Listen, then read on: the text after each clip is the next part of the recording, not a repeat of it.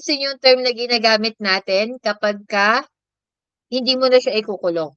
Okay? Magkakaroon siya ng suspension ng sentence. Ibig sabihin ng suspension, on hold po yung kanyang kaso. So kapag ka naman child at risk lang yan, child at risk, ito yung mga bata na may possibility na mag-commit ng offense. So intervention program lang sila. So yun. Sa intervention program, pwedeng counseling, assistance, livelihood, trainings, or mga TESDA para hindi sila maging juvenile delinquent. Sino ba yung mga example ng child at risk? O for example, si Maria ay, yung parents niya, walang trabaho. And then si Maria ay panganay. Siya yung nakita na nagtatrabaho or let's say, nagnanakaw ng tinapay sa bakery kasi nga walang pagkain yung mga kapatid niya. So, pwede siyang magkaroon. So, since yung pagnanakaw is already uh, offense, offense na din yon. So, siya ay considered as child at risk. It's just that, intervention program lang yung gagawin sa kanya kasi nga, may possibility na ma-rehabilitate pa siya. So, pwede siyang bigyan ng livelihood programs or trainings or educations. Pwedeng yung parents niya, pwedeng bigyan ng business, panimula ng business, diba? Para meron silang trabaho. So, those are intervention programs. Okay, so, yung process natin ng diversion, nandun lang din yan sa notes ninyo. Meron pong flow chart. Ang tatandaan nyo lang, yung 3 level ng diversion, paano natin na-identify yung level, yung years nila. So, yun lang po when it comes to diversion program. Okay. Last TOS na tayo, which is our rehabilitation process. So, sa rehabilitation process natin, lahat ng ikakabuti ng bata, yun lang naman yung ginagawa nila. Wala namang masyadong mahirap i-discuss dito. It's just that, malinaw na sa atin na yung mga bata, ang tingin talaga sa kanila nung batas is something that they need support. Kaya nga, ano yung sabi sa interview? Ano yung sabi ng DSWD? Gagawin nila yung best nila para ma-rehabilitate ng maayos yung batang nakaitim. Yun lang yung assurance na kaya nilang ibigay sa atin. Kasi yan lang naman talaga. Okay? They have to make sure na ma-rehabilitate ng maayos yung bata. Okay? So, sa type ng rehabilitation programs natin, it's on the part of the DSWD. Okay, so merong community-based rehabilitation. We also have the center-based rehabilitation. Pag center-based, yan yung mga nasa Bahay Pag-asa or youth rehabilitation centers. Kapag community-based, of course, yan yung mga nasa community.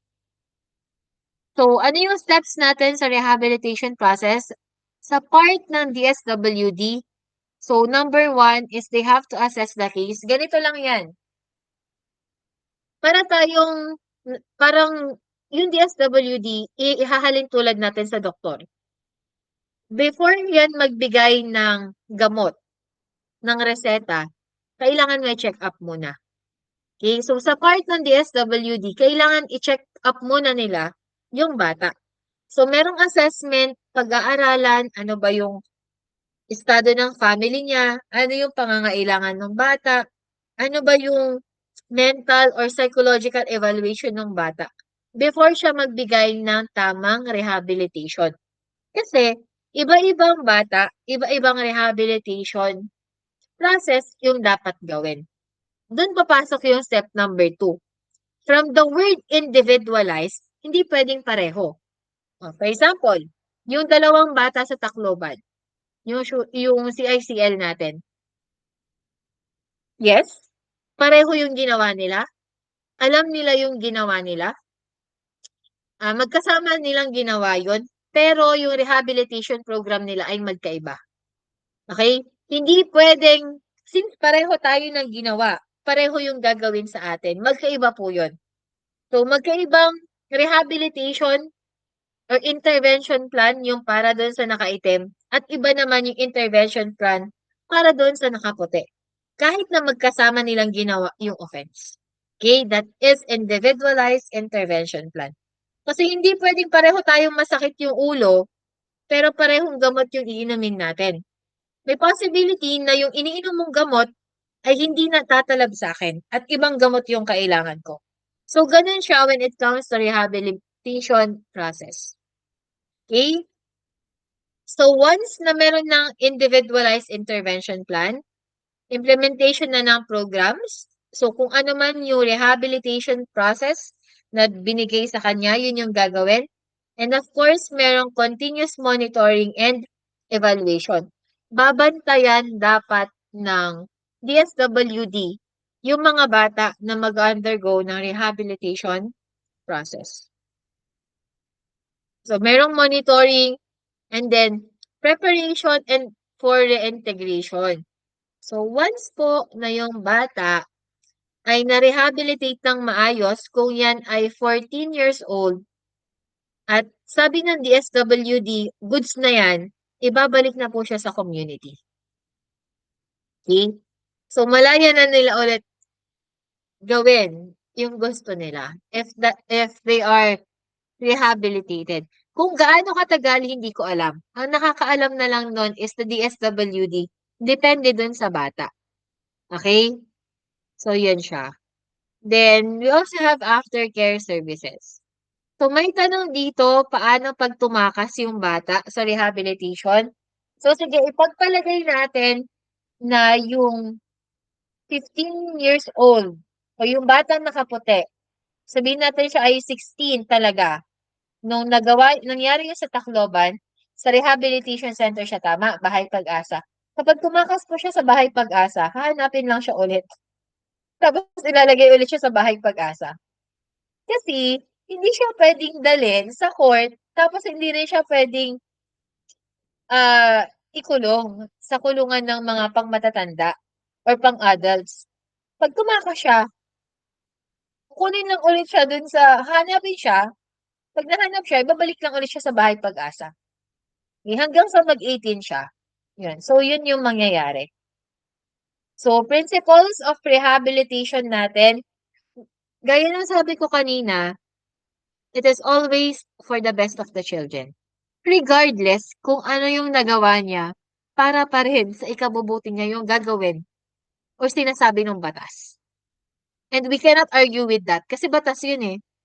Kahit na may mga nagsasabi na ang bobo-bobo ng batas, ang tanga ni Pangilinan, kasalanan to ni Pangilinan, hindi natin siya pwedeng sisihin.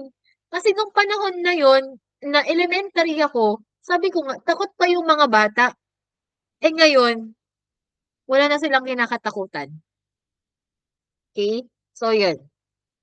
Parang yung mas mga matatanda na yung takot sa kanila. So, those are the principles of CICL rehabilitation. Tatandaan nyo lang sa rehabilitation, ang tinitingnan dito is always para sa ikabubuti ng bata. Kahit na, ma'am, hindi natin makuha yung justice, the answer is yes. Sadly, yes. Hindi natin makukuha yung justice if the offender is a child. Because they are protected by the law. So, yun po. Yun yung mga topic natin when it comes to juvenile justice. So, lagi niyong tatandaan. So, very quick lang yung naging discussion natin kasi ang nakaalat pala 1 oras lang pero umabot na tayo ng 2 oras. Pero yun po when it comes to juvenile delinquency, tatandaan niyo lang yung batang nakaitim at yung batang nakaputi. Okay? So, sana, I'm really praying na makapasa na po kayo sa POA ninyo. Hindi ko na sana kayo ma-meet by second semester. Hindi ko na kayo maturuan ng juvenile, hindi ko na kayo maturuan ng forensic.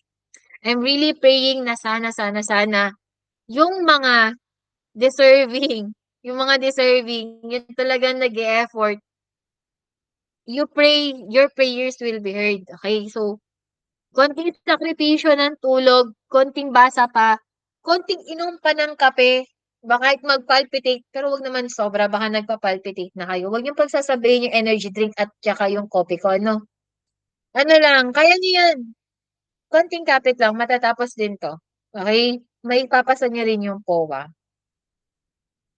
Ma'am, kayo din po bukas sa dispute, hindi na po, okey? So, hindi na po ako sa dispute, but kasama niyo ako sa laban ninyo. I'm really praying na sana makapasa na kayo at hindi ko makita yung mga pagmumukha ninyo by second semester.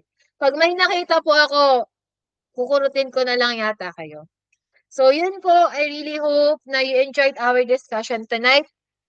Mumultuhin kayo ng nakaputi at nakaitim na delinquent sa exam ninyo. Okay? Tandaan niyo lang yon. So maraming maraming salamat. Thank you for staying with me tonight and